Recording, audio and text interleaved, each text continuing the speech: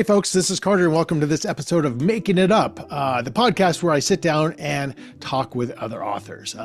Kind of an interview, kind of a conversation, kind of an inside baseball deal where we just talk about shop, we talk about the publishing process, we talk sometimes a little bit about the book somebody has, but I'm typically more interested in the writer's journey. So we talk a lot about rejection letters, for example. That's a big topic on this show. Before we get to today's guest, I just want to announce a couple of things. My latest book, Tell Me What You Did, which is getting a lot of traction, pre-publication traction. I'm very excited about this book. It is coming out January 28th, so make sure to check that out.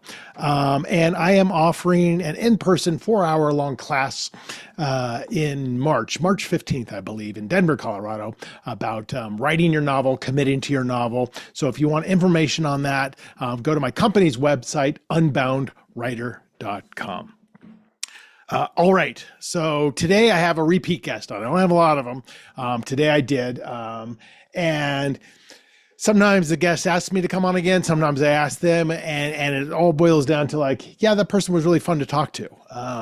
And that's usually when I have them on a second time. And in this case, it was definitely somebody I really enjoy as a person, as a fellow author, and certainly enjoyed our first conversation on Making It Up. I had Elise Hart Kipness back on the show today. And she's actually, in fact, I don't even have to put up a graphic because I have her book. If you're watching this is her latest book, Dangerous Play, which just came out in September. So within the same series as her first book, Lights Out, which came out last year, and she's got a third, which she just announced the deal on. So that will be out, I think, sometime next year. I think she said by the U.S. Open, because it takes place at the U.S. Open, so they're going to time it similarly. So Elise is great. And because she came back on again, we didn't really go back into her history of publishing. We pretty much just talked shop. We talked a little bit about her book, but just kind of got into the writing process, real casual conversation. She had some fantastic insights. And, you know, this being her second book, it's just interesting to see her, you know, how she's maybe changed since the first book, what the publication process was like between the two different books. And, you know, we got a little bit into just writing styles. She's capable of writing 12-hour days. And I couldn't ever get close to that. But she might have a 12-hour day and then take time off, where I'm more like an hour a day, 7 days a week. We talked about outlining versus pantsing, all the good stuff. But most of all, she's just a fun person to talk to. And I like hanging out with her. We see each other at conferences, and she's always a good person to catch up with. So I encourage you to go back and watch the first episode as well. But this is my second conversation with Elise Hart Kipness.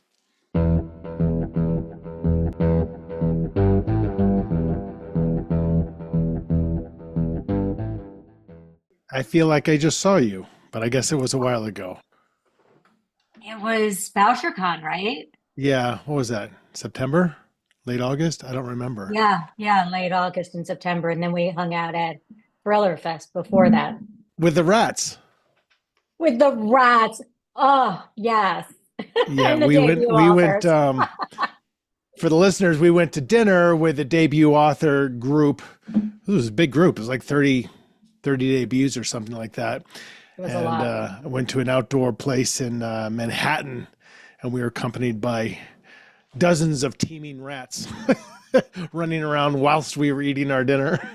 Oh, it was so bad. It was a so New York bad. experience.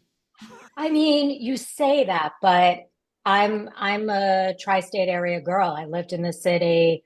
I grew up going into the city, and my experience, I've experienced rats twice. Once with you, and that was like the worst. And it's nothing to do with you, obviously. I'm the Pied Piper. Writers. I know. And then with my son, I saw rats kind of all happen after COVID. It just got worse. Ratty.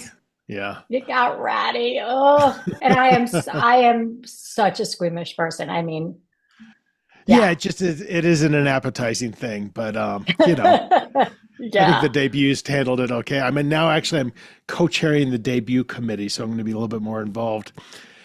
next year. Ooh. But ITW, International Thriller Writers Organization, does such a great job. And I just love the idea that there's just this support team for debut authors, because I know for me, it was such a big deal. And when I had my debut come out back in 2012, I didn't know anybody. So you get to know those people who were in your debut class. And then there's the big breakfast, and, a lot of big names go to that breakfast, and there's just support. And I know when I went to the breakfast this year, there were a couple people I'm totally asking them to be on my podcast because they sound really interesting. And so it's just, you never know what's going to come from it. So I'm glad that ITW is doing all that. Yeah, ITW has been such a major force in my career because I don't know if you remember this, but I got my agent through Pitch Fest, which Oh, is right. You told me something, that. yeah, that ITW does. And for people who don't know what that is, it's like speed dating, but with agents. So you sit down, there's an egg timer for 3 minutes, and you pitch your book. And it's kind of terrifying, but Yeah. the first time I did it, I didn't get an agent. It was a long time ago and my book wasn't quite ready, but I still got really good feedback Right. and encouragement. Well, and And you got that then experience of pitching, which is this big deal. it's so hard. But I think it's better for new authors because there's one thing to send a query out to the world of emails, but when someone sees you face to face, Right. they have a better connection with you. And, Yeah. Maybe. I got, I mean, it it could be depends. good, it could be bad. Yeah, because I've actually worked with ITW coaching, because they do a pre-pitch fest thing online where they hook you up with Yeah. authors to practice. Yes. And you would say the exact same thing. I'm like, this is your opportunity to like use your personality, which most of the time they don't get to see that, So if Yeah. you are an engaging person, the book still has to be great. There's no question about that, but you can Right. kind of put it over the top. Conversely, you can fuck it up and just be so memorized and so robotic in your pitch that it could be a turnoff. Yeah, I did that one time too, and I totally agree. There's a difference between, and I think this is a big problem for people. I'm actually going to be giving a talk at Sleuth Fest in Hmm. May. It was changed to May because of the hurricane, about now you finished your book, how do you talk about it? Um, and one of the biggest mistakes is exactly what you said, which is it's different what's written down and how you speak. And so many people who pitch with commas in their lines, Hmm. like the while the wind was blowing, we walked down the street. Like Right. no one says that. We walked down the Right. street, the wind was blowing. Like, and you've got to adjust. Otherwise, you Right. sound so stilted, like you said. Right. So I would tell them, I'm like, all right, that sounded memorized. Now tell it to me Yeah. without doing that. And you'll realize if you memorize your pitch, there's nothing wrong with that. I encourage that, but then do it so much that it's written into your subconscious routine that then you can play with it and let it just come naturally to you. And because with thrillers, and maybe we'll talk about this a little bit. I mean, it's the pitch. With all books, it's the pitch, but with thrillers, it's the pitch and the hook. So I want to know why this is going to grab me, and I want to know right away what is the big concept here, and how is this different, or what is your take on it? With like maybe quote unquote literary fiction, you have a little bit more breathing room, but not with thrillers. And when you send it to them, same thing. That shit better come out fast. They should be like, oh my God, I got to see Totally. what's going to happen next. Totally, totally. And I also think people shouldn't be put into the mindset of everyone's pitch has to start exactly the same. I mean, if you're, for example, for me, I'm writing what I know. I was a sports reporter. I'm Right. writing about that. I started originally pitching with my big idea and what the concept was. And then I noticed that when I told people I'm writing what I know and this is what I did, this is what I did in the first sentence, that engaged people differently. Right, right, So it totally. wasn't Why are you the right person exactly to write this book? right. So there are a lot of different ways to go about it. And, I never think it's good advice to say, one thing fits all. No, of course not. Same thing with writing Yeah. the book. There's 1,000 ways to write a Yeah. thriller. Don't ever accept somebody saying this is how it has to be done, because we see time and time Exactly. again, it's done a million different ways. And that's interesting about the writing what you know, because I never have. In fact, I'm the polar opposite of that. Right. And when I was starting out, that was always kind of a struggle for me. It's like, why the hell should you listen to me, meaning prospective agent? I have no authority. I was a real estate appraiser. I'm like, and I'm certainly not writing thrillers about that. No. So I'm like, I remember in my query letter, I wrote like, I'm a real estate appraiser, and some of the reports I've written, I consider to be fiction of the highest caliber. So that was the only angle I had, is that That's great. I love I that. have I love physically that. written before, but when you do have a connection, like a very obvious connection to your material, not only I think can that be helpful, and you see this a lot with like military thrillers, for example. Right. Exactly. You also then open yourself up to the opportunity of speaking at other groups. So I have no idea, but I'm sure there are a plethora of sports reporting, organizations that's interesting, right? That's like, you're an expert in both these fields now. So you're not just a writer, Yeah. so that's got to be good. It is, especially with my second book. I've been speaking on like an ESPN podcast and some sports podcasts, and also like women. I was just at New York Moves Women Leadership. I Hmm. was an honoree for that, which That's great. whatever, But I think I don't like talking to myself about myself like that. But anyway, You so got to get past that. um, yeah, I never can. But to your point, um, it is a niche, and even talking at Sleuth Fest about how to talk about your book, because I was a reporter, so Right. my job was to talk, Right. and even like little clues to how to remember what you're going to say without sounding memorized. Right. Right. I think the most important thing people have to realize, and it took me a while as a reporter, is you are going to make mistakes. Right. Accept that. And don't have your goal be not to make a mistake. You don't sound bad if you make a mistake, as long as you're calm about it. Right. And Totally. I think when people are trying to memorize too much, they're so focused on getting every word right that they sound so stilted, as you said. Yeah. Yeah. Totally. And I think what a lot of writers don't realize is that, yes, you can write a book, you can be published, you can be successful, and you can be a hermit. Those aren't necessarily mutually exclusive things. However, that is definitely, not the usual case, and you are required to put yourself out there, which is abhorrent to many writers, because a lot of writers are introverts. Right.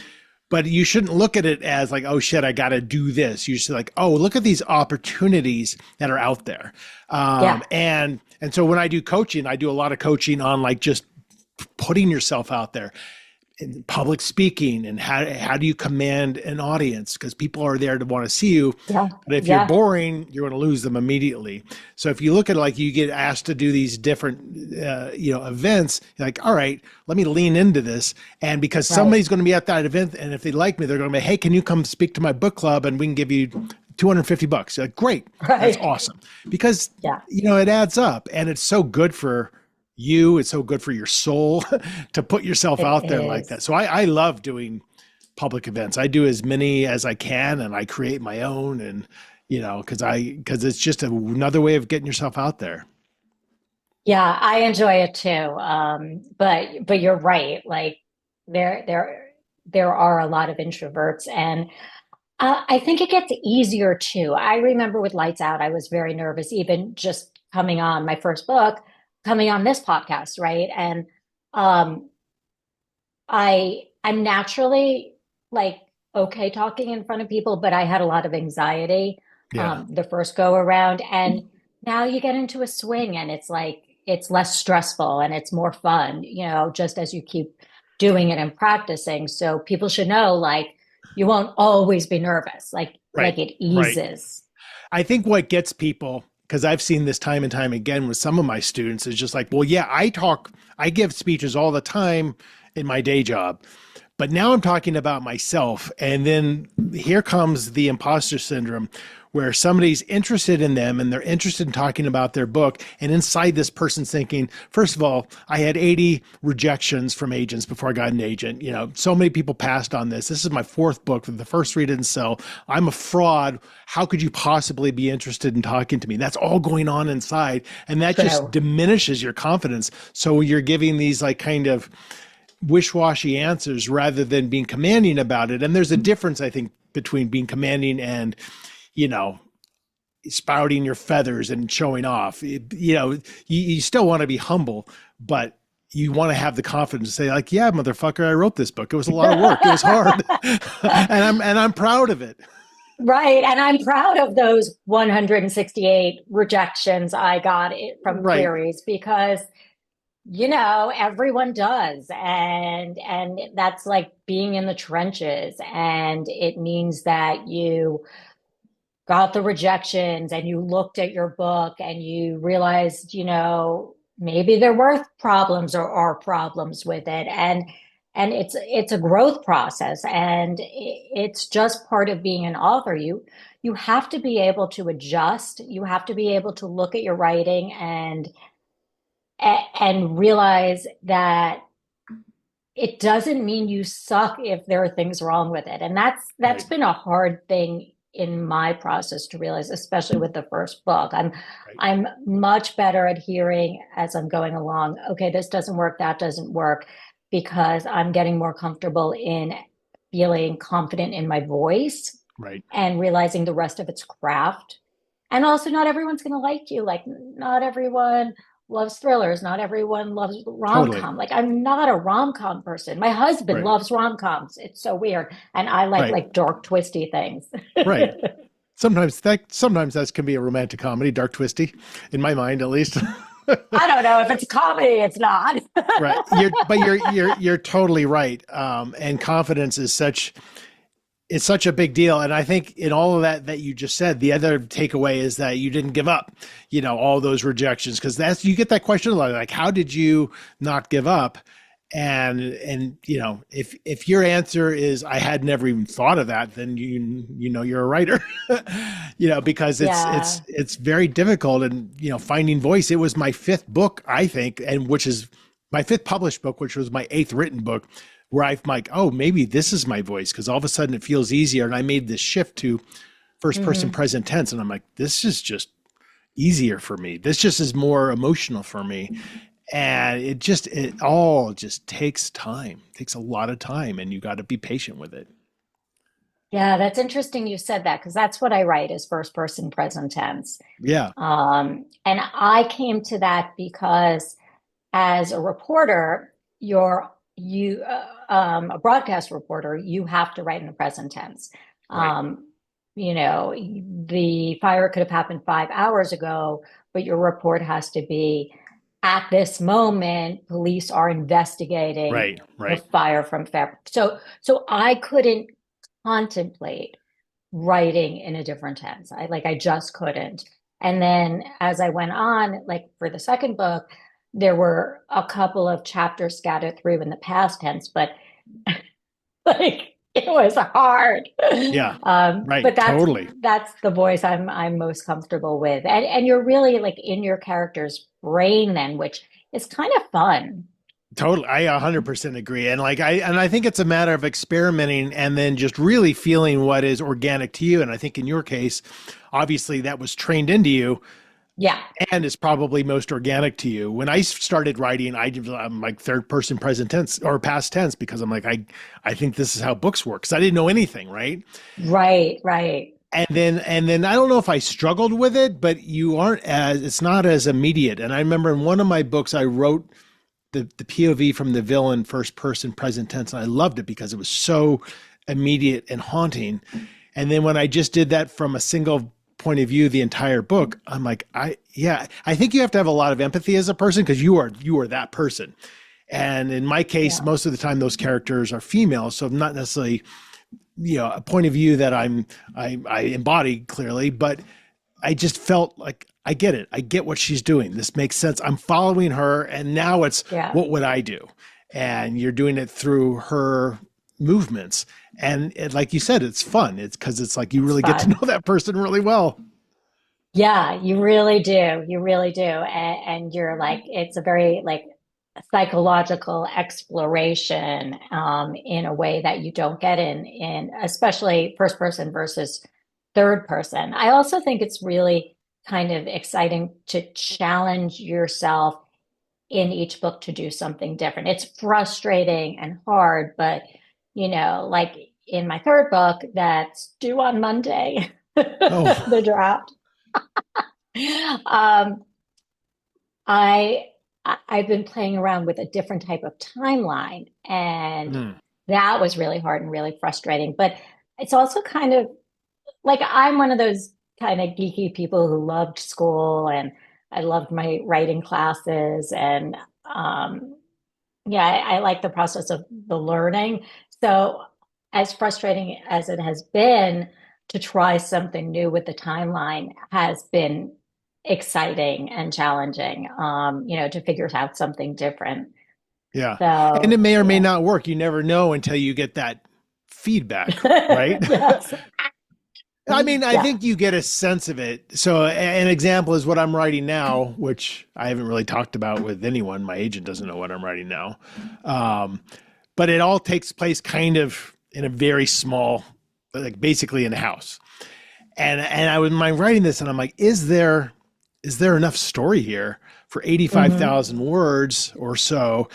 And then I'm realizing I have 2 points of view, and I'm realizing that things have happened to these people in the past that's informing the decisions they make. And one easy thing to do would be like backstory, backstory, backstory.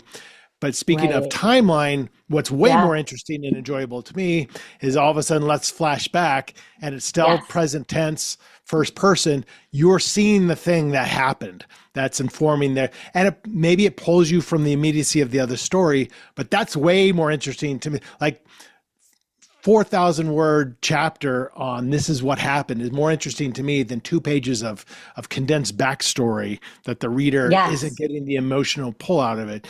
But you don't know, you got to experiment. And, your editor might be like, this is slowing the story down too much for me. You don't know. You just got to go with your instinct. And those instincts get refined the more books you write.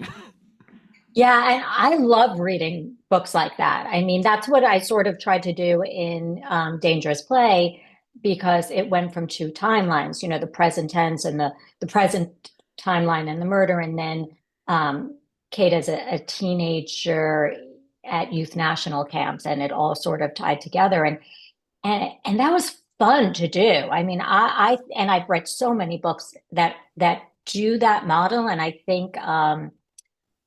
Didn't Megan Miranda do that with The Only Survivors or something I like don't that, know. I think. It was really I just love that. I think that's so cool. I like that kind of a timeline. Yeah. But it's whatever your brain feels works the best. Yeah. So let's talk about your book a little bit, and just for the listeners, and I'll note this in my intro as well. You and I have spoken on this podcast before. That was Yeah. Yeah.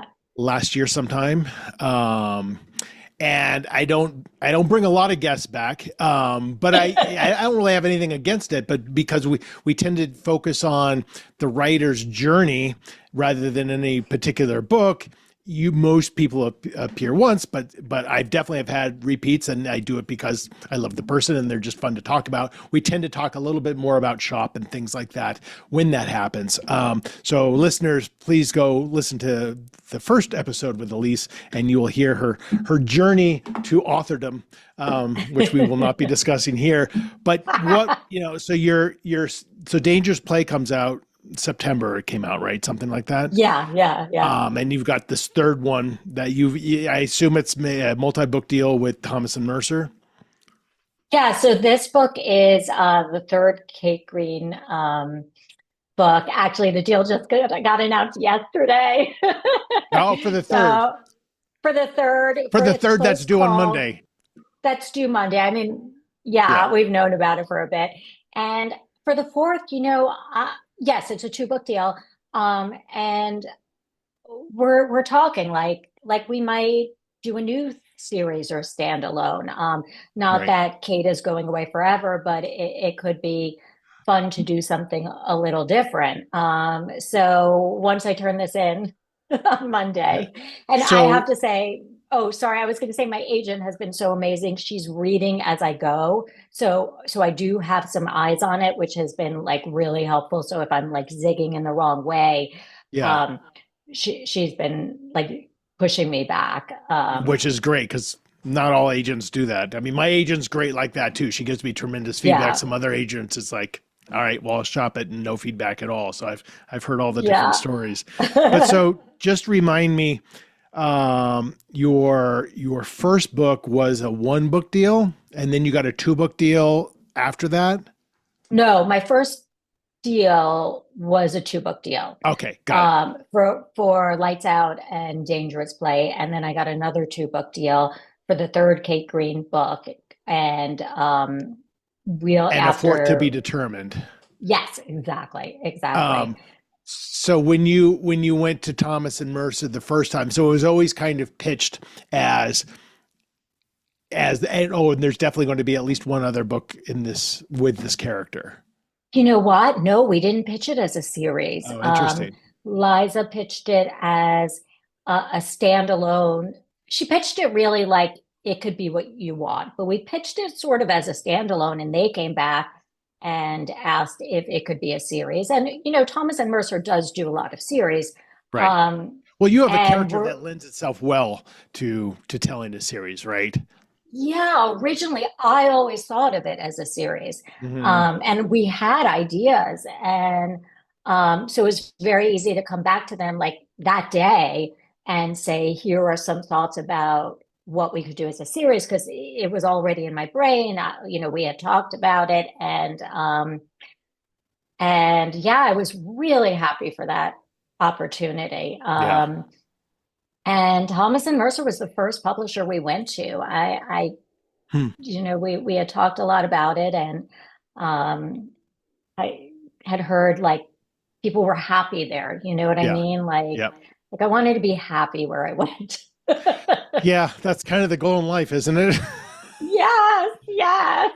Yeah. You want, yeah, Not you to, do. I mean, you want somebody, a publisher, and I've learned this because I've been with multiple publishers who is just really into your story. Like, and I know that sounds trite, but the reality of it is some people get these, and I know I've been like this as well. You get these dreams of Big Five, and then, and you could have a Big Five publisher who just takes your book and it's like, yeah, it rounds out kind of our thrillers, but we're not throwing a lot of money out of it at it. We're not showing signs of being crazy excited about it, as opposed to a smaller publisher who's like, I'm going to champion this thing. yeah. Ideally you have both, a larger publisher who's a big champion, but you definitely want to be with somebody who's committed to the story. Yeah, yeah. So that was exciting to have that. And yeah, it's been, I think the biggest revelation about myself is that I can churn out a book in a short amount of time, because we compressed the deadline a little bit to try to have the book come out, this third book, in conjunction with the U.S. Open, because it takes place at the U.S. Open, the tennis U.S. Oh, Open, and it just makes sense, to yeah, coordinate right. that. Um, but it's almost less than a year that, and it's a muscle. Like I never could have pulled 12-hour days writing, which I've been doing. It's kind of I crazy. can't do that. I can't do a 2 hour day. Like I do 1 hour days. Mhm. Yeah. But so that's so impressive to me. Like I could do a 2 hour day, like an hour in the morning, an hour in the evening, but I think I would be pretty tired. And that would be maybe a maximum of 1,500 words. Now I'm writing about 650 words a day, 7 days a week, and I can get a book done in about 7, 8 months. but it takes that every single day thing. But the idea of doing hours upon hours, and I know people who do that like yourself, and I just, I'm not that strong. Like after a couple hours, I know it would just turn to shit writing. I'm like, I'm just going to be deleting all this. And also because I don't outline. So I sometimes just don't know. I'm like, I don't know what happens next. I need that 24-hour period to let it sit before I think of it again. Do you outline? I forget. I don't outline, but I create a map. So I know, and I only take like a week to do it or 2 weeks. So I know the sport because I've been writing a sport. Hmm. Obviously, I know my main character, and maybe because it's a series and I know her so well by the third book that has helped me. Um, I know what the crime is. I know who did it, and I know I write out red herrings and Hmm. clues. And I know in one word what my secondary plots are, like her father, but so I don't know if that's an outline or not. Like to me, an outline is what you did in high school with the ABCs and it's like 20 pages, but I do have my little map. Yeah. Um, and then a lot gets filled in. But like you're so disciplined that you do it every day. I don't do it every day, and I might take significant breaks. So I think it's just how people Right. work Right. because then I'm like turning it on because of the deadline and working. I also layer. I don't know, like when you write a chapter, is your chapter done or do you go back to it? Because I write about 5 chapters at a time, sort of like half a day, because everything happens in compressed timelines. And then I'm like layering and layering. So it's Oh, okay if I write shit the first time because right. I know I'm going back to that chapter. Yeah, I don't do that so explicitly. So what I've been wanting to do in this book now, and this probably I've done for the last couple books, is I write about half. So I get to about 40,000 words without outlining and without looking back. So I forget a lot of what I've written. Sure. And then as I'm writing, if I have a thought of like, and I'm talking a macro thought, like this needs to be angrier. I make a Yeah. note of that. So I have all these little notes Right. of like this knife that she saw on the floor has to come into play at some point or delete it. Right. Right. Little things like that. And then I go back and I read that first 40,000 words and I do a little bit of that, but it's mostly just to remind myself what happened. Yeah. And then I write the next 40,000 or so. And then I go back and that's where the real work begins. But I'm not layering in like descriptions and things. All that should be pretty well set. It's more Hmm. like mood, tying things together, maybe putting some red herrings in there if that's becomes important, because I don't know my ending until I get there. Hmm. Um, That's so interesting. Yeah. so, I mean, I know, like, for example, like if my main character is that's the only voice I'm speaking through, they're Yeah. probably not going to die at the end. I'll know something like Right. that. They will hopefully have prevailed with whatever they're trying to prevail through. They're going to suffer a lot Okay. along the way, but I know that I'm like, I'm not going to just kill everybody at the end and having to be real downer. That's about the extent of my ending, but they might die. I don't know. I don't know. I've done that before. I'm just like, yeah, you're done. Like, because sometimes the ending just makes sense that way, even if you know that's going to be a problem. It's just like, this is just seems like this is what would happen. So who knows? Yeah. I no, I'm more peppering in, but I know where I'm going. Like and that hasn't changed in the books that I have. Like the bad person, I was going to say bad guy, but the bad person, it could be a girl, Yep. remains that person. Although I tend to have a lot of bad people, but Well, yeah. I mean, I think every character needs to be pretty morally gray. I mean, because that is by far the Yeah, most interesting to me. totally, totally My agree. book coming out in January, the main character, she's killed before. And she's very morally gray, but she has reasons for it, but she still did Hmm. it. And that to me is interesting because I'm like, yeah, Yeah, I would probably do that too if I were in her shoes. But this is a situation she finds herself in, because it's so obvious. Same thing with villains. When villains are so perfectly villainous, it's so boring. It's I so agree. uninteresting, and you're immediately like, it lowers the stakes immediately if the villain doesn't have some kind of history that can help explain why they are, you know. I just think that's just so much more intriguing rather than like, you know, they're a villain because the book has to have a villain. And it's obvious when you read books like that, I think. And I think there's a trend from who did it to why, and Right. that's been so much more interesting. I agree. I'm much more interested in the why and the characters and kind of, you Yeah. know, that whole gray, as you said, like that whole area. Well, I think it's how it gets marketed, right? Because Yeah, if you're marketed as a mystery, and you might be a very, very kind of straightforward stand-up mystery, there's a killing, and then there's a solution, and then there's the whole whodunit, right? That's right. very, very standard mystery kind of skeleton, and there's a massive audience for that. People love that, and they love Yeah, that going through that process of figuring out. Then I would contend that, you know, a thriller, especially a psychological thriller, is not so focused on that. It is more the why. You know, I have books where I'm like, people were like, "Oh, I totally guessed the killer." I'm like, "Yeah, I told you who the killer was. That's not what I'm trying to. This isn't a mystery. I'm just exploring why this person is like this and what are the stakes now that they're haven't been caught." So it can confuse the readers because readers will think like they're trying to solve something when that really was never the intention of the author.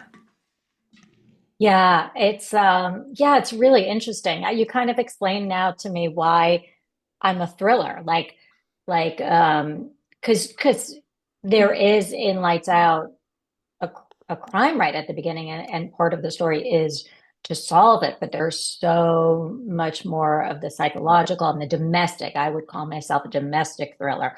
Right. Um, and that's how they marketed it. I mean, that's what they called it. My publisher and everything, and a lot of people were like, "Well, the true definition or the old definition of a mystery is there's a murder and then you solve it." And uh, and it's interesting because that's probably what you just said, the reason why I am put out there as a thriller. Yeah, and I would contend that thrillers, again, domestic psychological suspense, also are kind of more emotion forward than maybe a standard mystery novel. And I'll Right, probably catch right, shit for saying that. But I think, you know, because a thriller can be a very small story, right? A thriller can be, especially a domestic thriller, can be this is the shit that's happening inside this house, inside this family. It doesn't right. affect any other aspect of the world, it just affects them. So it's a small story. But it can be so emotional and so tense and so heart pounding because you are bringing that emotion forward, because because you're making the reader feel like, oh my God, if I were this person, I'd be so freaked out or I wouldn't know what to do. And Right. you're raising the stakes that way. Yeah, yeah. It's very interesting. I mean, all the different subgenres and ways you can Right. go, and you Right. know, it's like so rich with opportunities. But I think you get tripped up as the author thinking about that stuff too much, especially in the process Yeah, of writing. Because if you're, and I say this with other things when I'm talking about when I'm teaching writing, you know, if I sat down and started thinking about, all right, is this adhering to a 3 act structure? Is this truly a hero's journey? All these things, I would get so caught up in it, and I'd like, no, I'm doing it all wrong. But if I just let myself tell the story and constantly say, all right, then what happens? I don't know. Maybe this, and things that are interesting to me, you'd be surprised how much your subconscious is bringing forth, I think, years and years and years of reading, watching TV, you know, absorbing stories that have resonated with you. That all comes out subconsciously, I think, which allows me, yeah, I think, not to outline because I don't know the answers. And then about 60% of the end, I'm like, oh, maybe this is what this book is about. So you just got to rely on yeah. that. But that's a really scary thing to do. It's scary, but it's exciting. It is. it's like for the first book, I felt like when you ski, you're supposed to like lean into your skis and everything.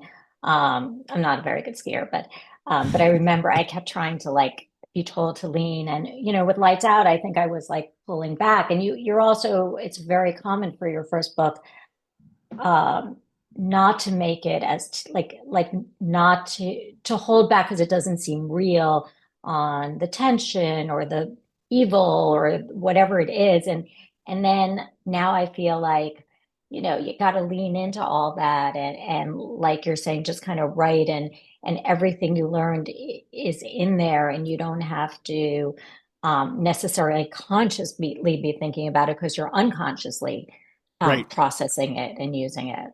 And you're not the best judge of your own work, I don't think. Um, I'm continuously surprised by stuff. I like the book that just came out, The Father She Went to Find. I was doing okay, but I'm like, I love this book. Yeah, and it was a real struggle. This and my editor had real Hmm. problems with it. I just love this book, and it's doing okay. It's not doing great. But the one coming out, which to me, I'm like, the next book I'm going to write is just going to be angry. It's going to be in your face. It's going to be straightforward, and it's really even pre-publication. It's kind of taken off, and I'm like, I had no context for that at all. Or if somebody tells me this was a really scary scene, I'm like, oh, I kind of remember writing that, but I don't remember thinking this was going to be super scary. But you're just never the best judge of it. You just have to go with your instincts, and then listen to people, take their feedback. I mean, your Yes. trusted alpha, beta readers, agents, editors, that kind of a thing, not reviews. Yeah. Um, but you have to absorb that as well and really see their point if you can. Because I'm done with the book and I'm like, this is a piece of shit. I don't know what to do with it, because we all hate our books when we're done with them, right? Because we've been too close to them for so long. Oh, totally opposite. I'm sorry. I'm like I'm like hating it while I'm writing it. Oh God, especially the third one. And then I'm reading through it. I'm like, oh, it's not so bad. No, I'm the other way. Yeah, it is weird. It does take time to get distance from it. But I tell this story all the time. Like if I'm asked to read and they say, okay, can you do a 7-minute reading? And I want to find a passage that's 7 minutes long. And so I'm cutting things out like by hand as I'm kind of looking through my draft copy to make it 7 minutes. And I realized, oh my God, it's so much better this way. Why didn't I write it like this to begin with? You just That's don't know. interesting. I have never been asked to read a passage, but next week I'm doing this event and I'm supposed to read for 15 minutes. Oh, I And would say no to that.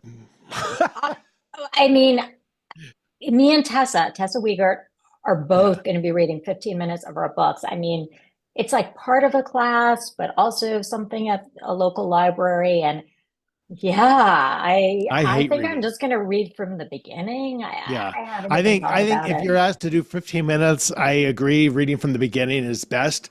Um, I can only say from my own experiences of listening to people reading, like most of the time I'm tuning out, and that's probably Yeah, mostly on me. Um, but 15 minutes is a long time. it's a long And I'm not time. trying to scare you, but like that's, I I normally tell know. people I usually don't read it unless I'm specifically asked to. And I think Yeah. I'm okay at it because I rehearse it and I practice and I make sure it flows and there's not words I'm tripping up over. But I usually tell people like I won't read for more than 5 minutes because I just assume everyone's getting bored in the audience because they're like, we can read this shit I ourselves. We don't. know. I know. And like when I read more than one word at a time. I like can read at this point. I'm sure you read like half a sentence at a time, or, Right. you read quick. And that's how I absorb books. So to hear one word, I haven't even listened to my book on audio. Oh, I Like, never do. I listen to like the yeah, free sample you can get on Amazon. right. That's all I'll ever hear. Or like when you're helping choose a narrator, Yes. maybe that kind of a thing.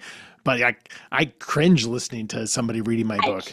I can't because it's my voice in there. I only listen to the sample they give you to pick the narrator. I don't even listen to the free audio that they give. And I was at an event, and to introduce me, they put up my book and they put up the narrator. And my husband and I were both like, oh my God, we've never heard this. That's so weird. It's so weird. You know what you should do? You and Tessa should read each other's work. That's an interesting idea. I've seen that. I've seen people do that before. It is kind of engaging because you're getting kind of to see the other person's reaction to their work. I don't know. Man, this has flown by. Yay. I feel like it was fun. It was really fun. Do you like doing these things, or like? Yes, I really do. Okay. And I appreciate you having me on a second time. Well, of course. But before you go, we have to do a little story time. I know. And this is a special edition because you're a second timer. So I only have one book to choose from. Oh, you're not going to be and it's this book right here. Get out. This is Dangerous Play by Elise Hart Kipness. So wait, have I heard of that? I'm not sure. We are going to choose a random sentence out of here. Oh,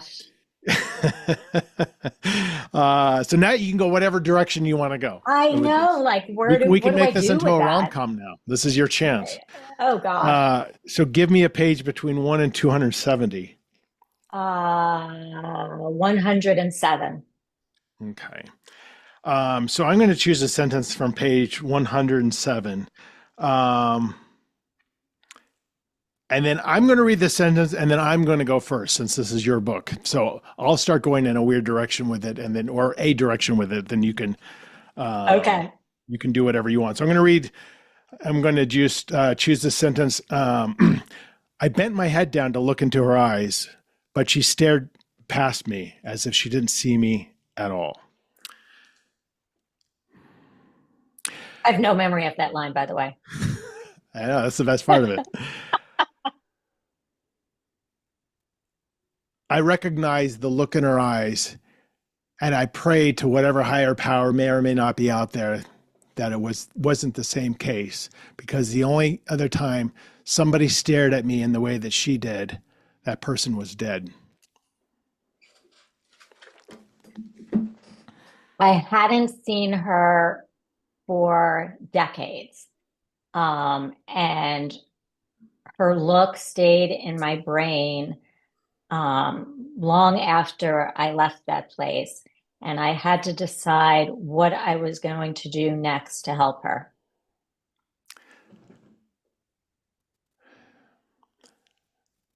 I heard birds in the distance. A small biting wind crept over my neck in this empty field. I reached down and touched the side of her neck, trying to remember how to take a pulse. She was cold to the touch, and even though I dialed 911, I knew she was dead, and I knew I would have to do something so I didn't let her down a second time. But my thoughts were soon overpowered by more sinister ones, more cynical ones. Thoughts like, how are they going to know I didn't do this? Thoughts like, I was the last person with her, and now my fingerprints are on her neck. Why did I call 911? The time was running short.